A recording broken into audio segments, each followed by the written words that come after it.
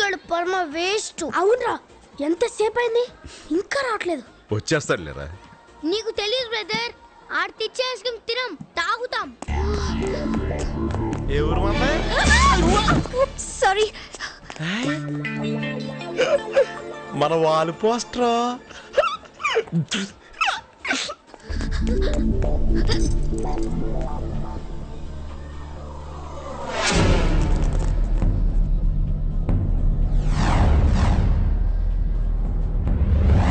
Miss అయింది, పదండ్రా.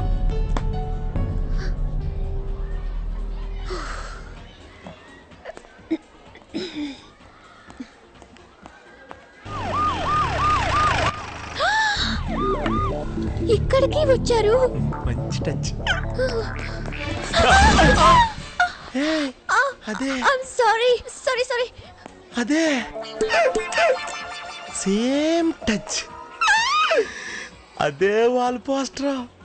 ఈనాటి బంధమే నాటిదో.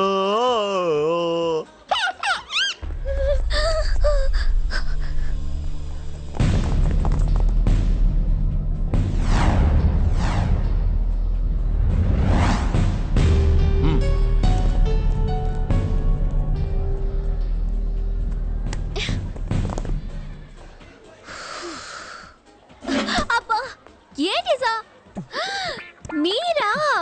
గుర్తుపట్టారా సార్? దేవకి సమాజ్. తెలుసు సమాజ సేవకి. ఏమిటిదంతా? Pick pocketing?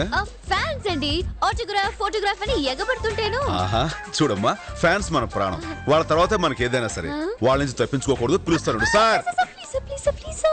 అసలు విషయం చెప్పు సార్. మీలాంటి వాళ్ళు సమాజం ఏవైపోయినా పట్టించుకోరు, కానీ నేను అలా కాదు, చూస్తూ ఊరుకోలేను.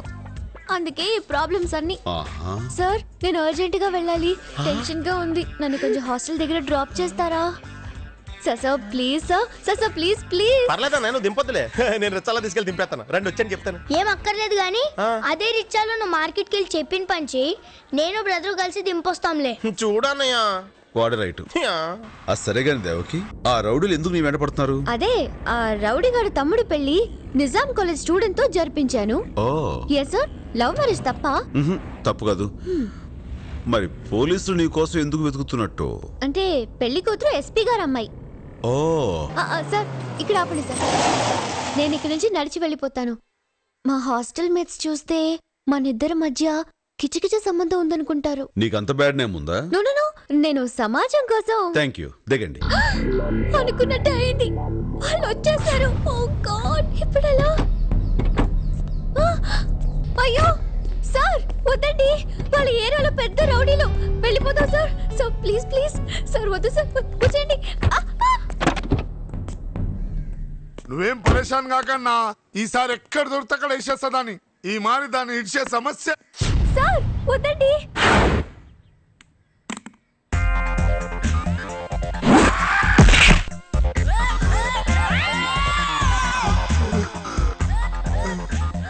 Sir please please. ఐటమ్స్ తెచ్చేంట్రా, పట్టి సామాన్యమైనడు కాదు. ఏందన్నా 8 మంది నువ్వు ఒకరిని కొట్టలేవా? రేయ్, మొన్న 8 మంది కాదురా, 25 మంది వెళ్ళి తన్నులు తినొచ్చాం. అదేంటి కారు గుద్దిందన్నా? ఇజ్జత్ కోసం గట్లా చెప్పినా గుద్దింది గీసారే. అన్నా నేనెవరో తెలుసు కదా, ఒంటి చేసాంబడి తమ్ముడిని. మీ అన్న రెండో చేయించింది కూడా గిన్నెరా. నమస్తే.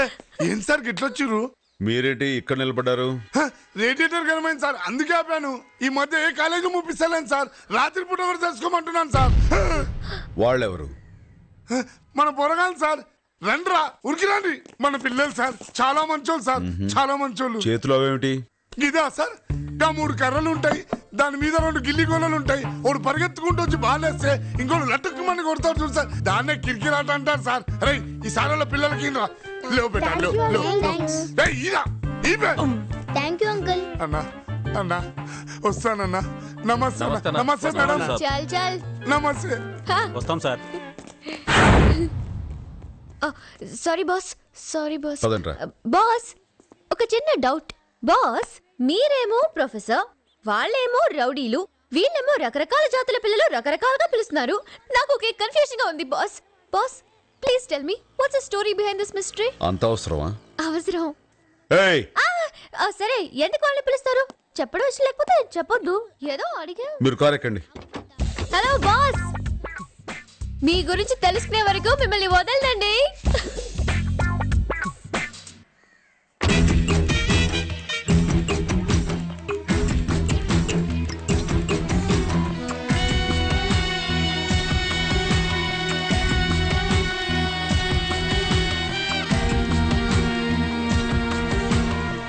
ఏంటి ఎప్పుడు చూసినా ఇక్కడే ఉంటావు?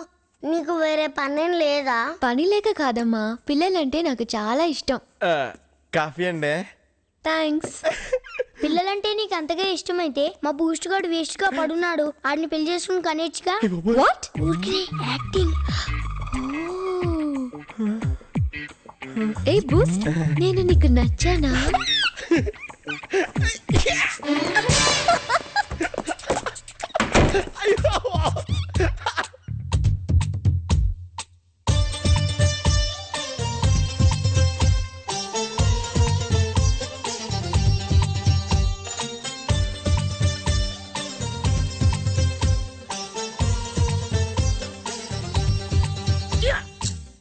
అబ్బా, ఏం బూస్ట్, ఏం చేస్తున్నా? వీణ వాయిస్త్రా. ఓవర్ గా వాయించి మాకు తీగలు తెగుతాయి. మార్నింగ్. Good morning. ఎప్పుడు వచ్చావు దేవకి? ఇప్పుడే. Come on thank you uncle. తీసుకో.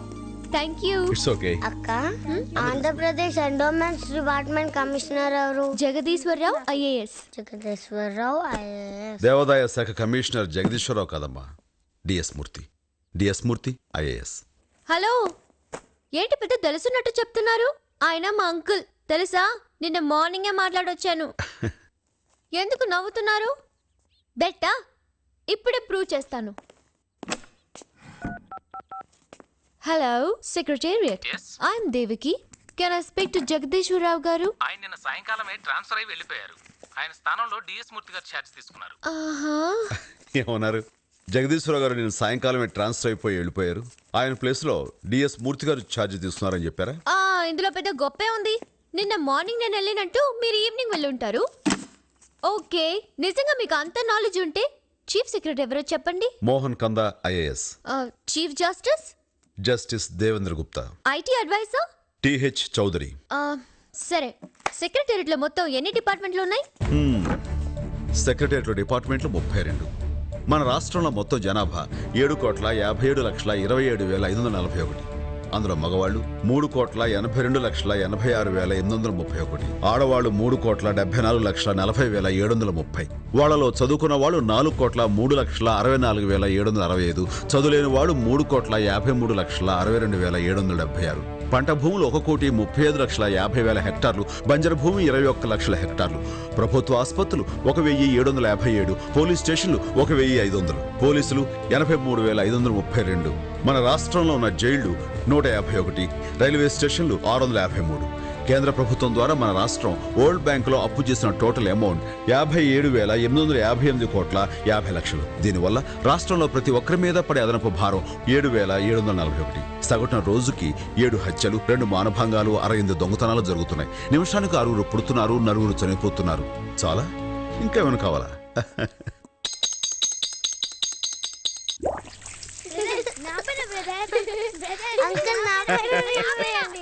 ఎవరమ్మా నువ్వు? కొత్తగా మాస్టర్ ఇంట్లో కనిపిస్తున్నావు. ఆయన బంధువా? అవును బామ్మగారు.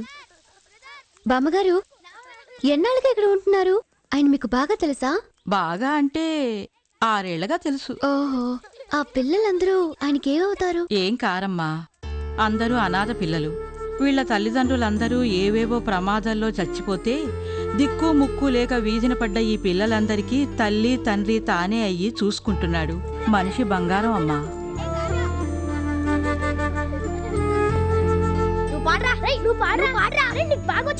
సరేరా, ఎవరో ఒకరు పాడండి.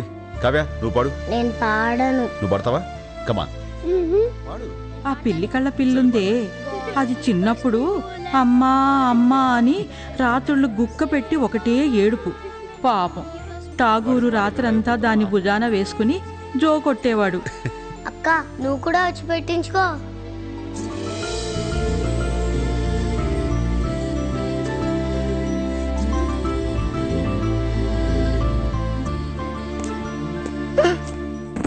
అన్నయ్య కదా, పర్లేదులే.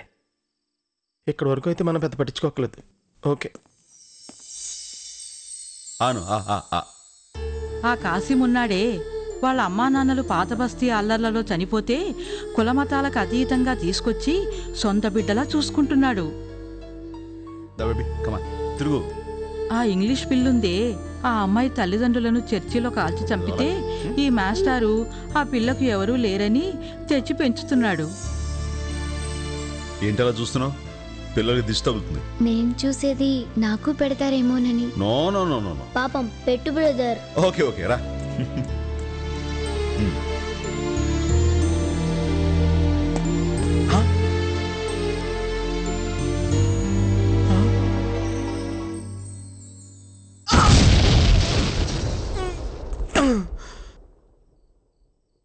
అన్నయ్య కదా, పర్వాలేదు అనుకుంటా ఉంటే బాగా ఓవర్ చేస్తున్నాడు.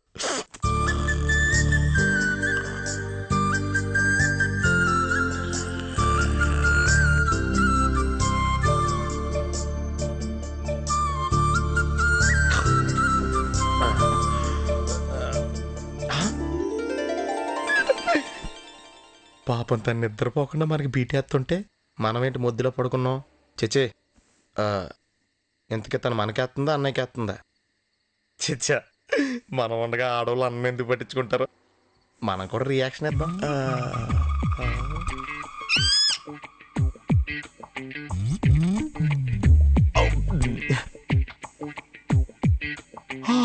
అయిపోయి ఊపిరాట్లేదు, నలిపేస్తుంది. ఈ ఆళ్ళకి చాలు ఎక్కువైపోయింది. అందరి గురించి తపన పడే ఈ మాస్టర్ గురించి పట్టించుకునేవారెవరూ లేరు. చెబుతున్నాను అనుకోకపోతే ఈ మాస్టార్కి తోడుగా నువ్వు ఉండొచ్చుగా.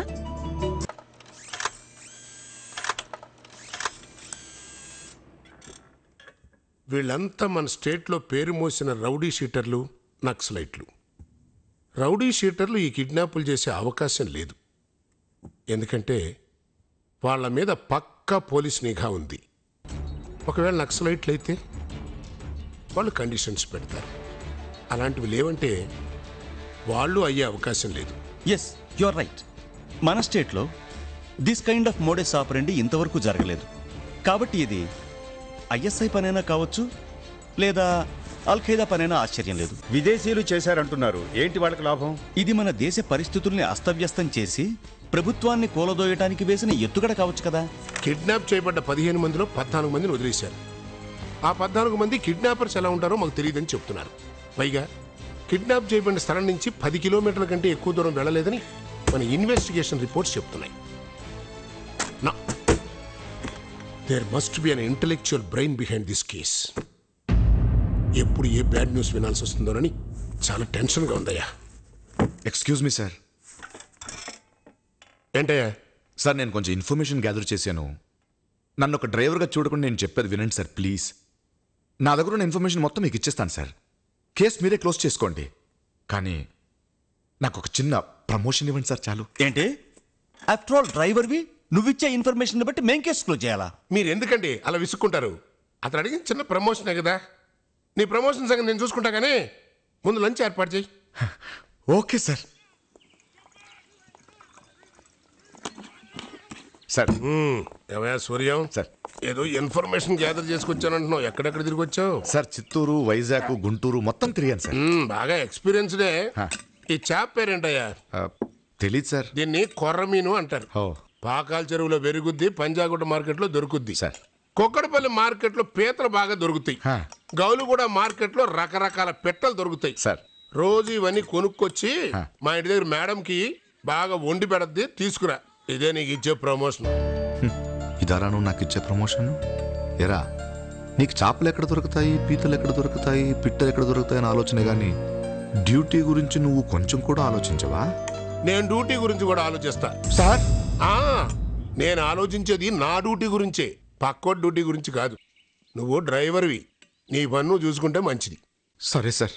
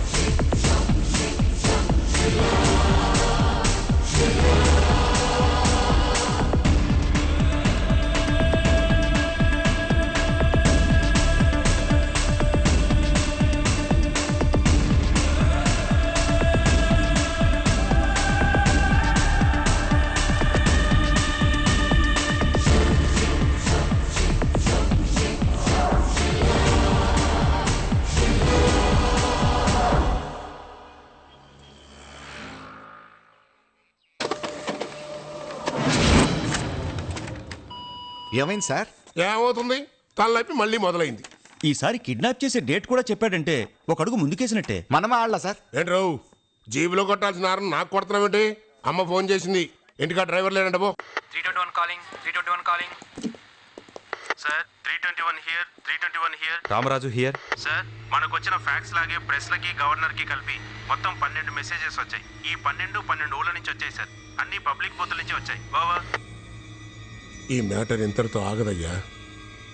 ఈ న్యూస్ ఈవినింగ్ టీవీలో వచ్చేస్తుంది, స్టేట్ మొత్తం పబ్లిక్ కి తెలిసిపోతుంది. సార్ అతను ఈసారి ఏ డిపార్ట్మెంట్ మీద పడతాడో తెలియదు. అంచేత ఆఫీసర్లందరూ భయపడి డ్యూటీలకు రావడం మానేస్తారండి. వాళ్ళు భయపడకుండా ఉండడానికే కదా మనం ఉన్నాం. అన్ని ఆఫీసుల్లోనూ సెక్యూరిటీ పెడదాం. రోడ్ల మీద ఎక్కడైనా 4 కంటే పబ్లిక్ జామ్ అయితే సెల్ల దోసేయండి. ప్రభుత్వాధికారులకు విజ్ఞప్తి, మీకు ఏ హాని జరగకుండా మేము చూసుకుంటాం.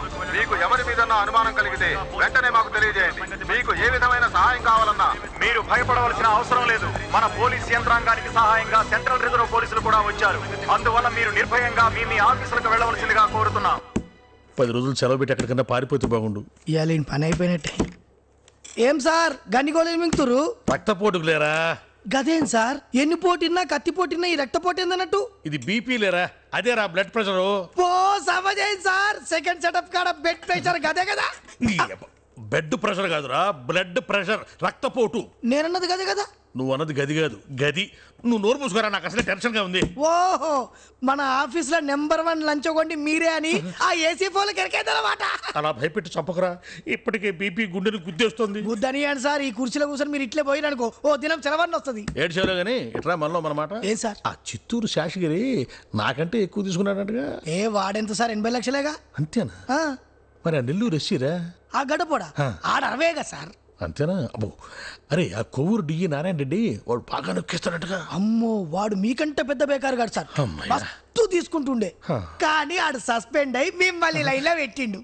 ఏంట్రా వాళ్ళంతా నాకంటే తక్కువేనా? అవుగా సార్.